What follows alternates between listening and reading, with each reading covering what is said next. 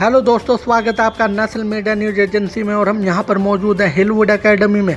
और यहाँ पर आज एक उद्घाटन होने वाला है एक लैब का, कंप्यूटर लैब का। और यहाँ पर हम बात करेंगे स्कूल के ओनर से, स्कूल के प्रिंसिपल से और जो आने वाले गेस्ट हैं।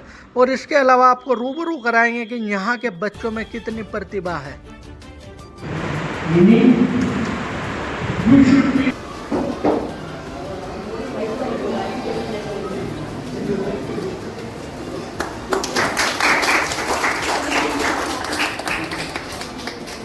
Good afternoon, sir. Welcome to Hillwood Academy. We always feel happy and blessed to have your presence. So please tell us about your school days. My school days. I did my early schooling in Meerut. Then I was. Good afternoon, sir. Welcome to Hillwood Academy. Sir, how do you feel to be here with us today? Sir, सबसे पहले तो आज आपने क्या programme रखा था उसके बारे में थोड़ा सा बताएं। और कौन कौन गेस्ट यहाँ पे आ रखे हैं सर। ये जो एरिया है, हमारा एरिया, ये गंगा और यमुना के बीच में स्थित है। और ये एरिया बहुत सेंसिटिव एरिया है क्योंकि ये बायोडाइवर्सिटी में बहुत रिच है। यहाँ पर बहुत अच्छी बायोडाइवर्सिटी है। राजा जी नेशनल पार्क नेक्स्ट डोर है। तो ये प्रोग्राम हमने आज डॉक्टर आर.पी. सैनी, जो इंडियन फॉरेस्ट सर्विस के ऑफिसर हैं और PCCF रहे हैं, principal chief conservator of forest, वो बच्चों को इस इलाके की बायोडाइवर्सिटी के बारे में बताएंगे, जैविक विविधता के बारे में बताएंगे। यहाँ पर फ्लोरा और फौना, प्लांट्स और एनिमल्स बहुत ज़्यादा है, जिनके बारे में ये प्रोग्राम हमने बच्चों को बायोडाइवर्सिटी के बारे में अवेयरनेस पैदा करने के लिए रखा है, ताकि बच्चों को मालूम चले कि उनके पास क्या वेल्थ है, क्या हेरिटेज है, किस तरह के प्लांट्स और किस तरह के एनिमल्स हमारे इस एरिया में हैं। और एनिमल और आदमी के बीच में क्यों कॉन्फ्लिक्ट हो रहा है, जैसे हाथी आते हैं, हाथी खेत में आ रहे हैं, ये क्यों हो रहा है, ये ह्यूमन एनिमल कॉन्फ्लिक्ट क्यों हो रहा है, इस बारे में जागरूकता पैदा करने के लिए हमने ये सेमिनार रखी है। और इसमें वाइल्ड लाइफ के जो बहुत बड़े एक्सपर्ट हैं डॉक्टर आर.पी. सैनी, वो बच्चों को इस बारे में ज्ञान बांटेंगे। और हमारे चेयरमैन जो स्कूल के हैं मिस्टर प्रतीक जुआर, वो भी इन चीज़ों के बारे में बहुत इंटरेस्टेड है और वो चाहते हैं कि स्कूल के बच्चों में इस तरह की जागरूकता होना बहुत ज़रूरी है। तो वही जागरूकता पैदा करने के लिए हमने इस सेमिनार का आयोजन किया है। इसके अलावा सर उद्घाटन भी आपने कराया है, किस चीज़ का उद्घाटन? उद्घाटन हमने कराया है कंप्यूटर लैब का। गांव के क्षेत्र में हमारा मकसद ये है कि हम गांव के क्षेत्र में बिल्कुल वर्ल्ड क्लास एजुकेशन दें। जो एजुकेशन खास आदमी के बच्चों को मिलती है, वही एजुकेशन हम एक आम आदमी के बच्चे को देना चाहते हैं। तो हम अपनी फैसिलिटीज अपग्रेड करते हैं। हमने एक अच्छी कंप्यूटर लैब बनाई है, नए कंप्यूटर्स लाए हैं इसमें, और ताकि बच्चों को जो है IT बहुत इम्पॉर्टेंट फील्ड है, ताकि IT बच्चे जो है डिजिटली एजुकेटेड हों। तो इसलिए आज हमारे कंप्यूटर लैब का उद्घाटन है। पहले तो आपका बहुत बहुत धन्यवाद, बहुत शुक्रिया। आपने इस पिछड़े हुए क्षेत्र में स्कूल चलाया, इन पिछड़े हुए बच्चों के लिए। यहाँ का क्षेत्र देखते हुए सर, जैसा कि मैं समझता हूँ, यहाँ पर तो पिछड़े वर्ग के लोग हैं, ज़्यादा पैसा जो अफोर्ड नहीं कर सकते। तो पैसा यहाँ से इनकम के लिए अगर स्कूल खोला हो तो वो तो संभव नहीं है।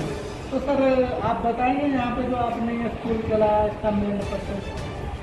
असल में आप लोग इसको पिछड़ा कहते हैं, मैं इसको पिछड़ा नहीं। मैं समझता हूँ जैसे हमारा भारत एक डेवलपिंग कंट्री है, वैसे ये ना एक बढ़ता हुआ क्षेत्र है। और यहाँ के बच्चों में जितना पोटेंशियल है, मुझे लगता है, मुझे शहरों में भी स्कूलों में के बच्चों को नहीं दिखता जितना पोटेंशियल मुझे यहाँ दिखता है। और मेरा मैं भी जब बहुत छोटा था, छोटे से हमेशा कुछ बनाने का शौक़ रहा है। तो जब मैं इस क्षेत्र में आया और मैं इस क्षेत्र में जब आया, मैंने ये स्कूल देखा, मैंने स्कूल में देखा, यहाँ के बच्चों को देखा, यहाँ के बच्चों को बोलते हुए देखा, यहाँ पे तो मुझे एक मेरे मन में ऐसा है कि यार हमने समाज ने हमें बहुत कुछ दिया है, सोसाइटी ने हमें बहुत कुछ दिया है, अब एक समय है कि हमें कुछ देना चाहिए। तो मुझे ये बहुत अच्छा जरिया लगा, बहुत अच्छी जगह लगी, जहाँ मैं चाहता हूँ कि यहाँ के बच्चे बड़ी बड़ी संस्थाओं में, बड़ी बड़ी अच्छी अच्छी जगहों में जाएँ। यहाँ से पढ़ लिख के हमारे सर जवेरी सर हैं, प्रिंसिपल साहब, जिनकी गाइडेंस में जो मानते हैं कि किताबी शिक्षा नहीं देनी, यहाँ पे लोगों की पीपल्स एजुकेशन देनी है, लोगों को जागरूक करना है, माँ बाप को जागरूक करना है, बच्चे को जागरूक करना है। क्योंकि मेरा इस यहाँ तक पहुँचने में और उसमें एक पढ़ाई का, शिक्षा का एक बहुत बड़ा हो रहा है। मैं यही सोचकर इस क्षेत्र में आया था और मैं जिस तरह से देख रहा हूँ यहाँ बच्चों को, तो मुझे लगता है कि एक दिन मेरा एक सपना सच होगा। सर जैसे आगे आपकी भविष्य की यहाँ से क्या योजना है, जैसे अभी इंटर तक भी कॉलेज नहीं है, आगे आप इसमें क्या करने वाले हैं सर? और जो सुविधा आज आपने कंप्यूटर लैब भी यहाँ पे आज खोली है सर, तो क्या और क्या डेवलपमेंट सर यहाँ पे आपका? हम यहाँ पे आने वाले टाइम में एक तो स्किल इंडिया से, जो स्किल इंडिया मोदी जी का एक बहुत बड़ा प्रोजेक्ट है, हम उस प्रोजेक्ट को भी यहाँ पे लेके आएंगे।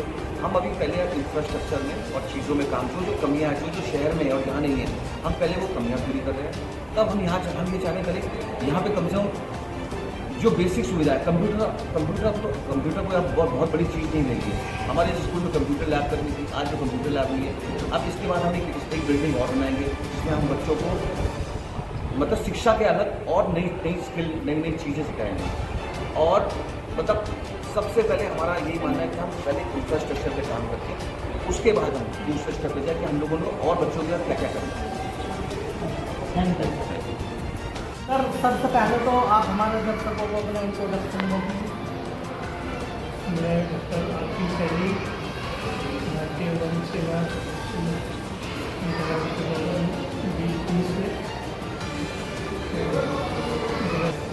तो सर जैसा आप इस क्षेत्र में आए, यहाँ पे आप इन्वायरमेंट देख रहे हैं, पर्यावरण और यहाँ के जीव जंतु वगैरह, तो इनके लिए आप क्या सजेस्ट कर सकते हैं? सबसे अच्छी बात तो है कि मुंबई के लिए होशनाबाद में आया, उल्लेखनीय चीज़ जो है उसने आकर्षित किया है वो ये है कि साबुत का ग्रीनरी, लोगों को पेड़ पौधे लगाने का शौक है। पॉपुलर और मटर और आम के बगीचे काफ़ी विस्तृत हिसाब से लोगों ने लगाए, क्योंकि ये राजा जी जो हमारा राष्ट्रीय उद्यान है उसके करीब भी है, तो स्वाभाविक है कि कुछ वन्य जीव जो है, वन्य प्राणी जो है वो इस एरिया में जो है आ सकते हैं और आने की संभावना भी है और शायद आती है। सर जैसे आप यहाँ पे स्कूल में आए, यहाँ पे बच्चों से मिले, बच्चे देखे आपने, उसके बारे में, स्कूल के बारे में क्या है? स्कूल के बारे में तो एक सबसे बड़ी अद्भुत बात है कि गाँव के अंदर दूर दराज में किसी ने मतलब मेहनत करके एक स्कूल बनाया है, और इसका माध्यम भी ऐसा रहता है कि क्योंकि इंग्लिश मीडियम रखा है, तो उससे ये है कि यहाँ का पढ़ा हुआ बच्चा जो है 10वीं करने के बाद कहीं भी तो और बाहर जाए तो एडमिशन में आसानी से मिल सकती है। और दुर्गम एरिया में आकर जहाँ पर सुविधाएं भी कम है, वहाँ पर इस तरह से इस एजुकेशन की सुविधा देना बहुत ही उल्लेखनीय है। तो मुझे पता चला है कि क्लास के बच्चों ने भी मुझे नाम दिया है, 4-5 बच्चों ने बहुत अच्छे से इसको बोर्ड के एग्जाम को उत्तीर्ण किया है। तो आशा है कि आने वाले दिनों में ये स्कूल बहुत वृद्धि करेगा, 12वीं तक जाएगा,